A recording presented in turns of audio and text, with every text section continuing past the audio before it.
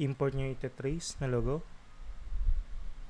Tapos, naka-highlight siya. So, i-deselect ko muna. Click ko somewhere. Ayan. Wala nang nakaselect. So, pwede akong mag-control G, group. Ayan.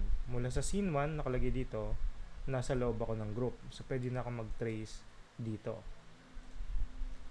Rectangle tool. Sa gitna, Shift, tsaka Alt naka-DM. Buburahin ko tong fill, delete. Dapat palang ginamit ko yung rounded corner. Primitive.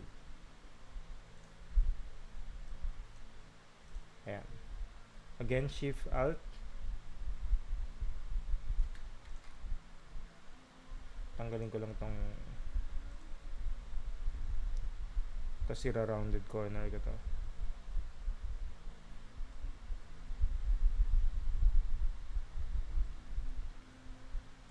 Masyado pala siyang malaki.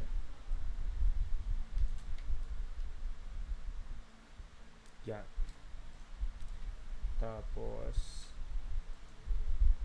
ayan, tuloy ko lang to hanggang mag-trace. Pag natapos na ako, pwede na akong bumalik sa scene. And then, itong group, pwede ko na siyang i-break apart. Right click, break apart. So, pwede ko siyang i-set side by side.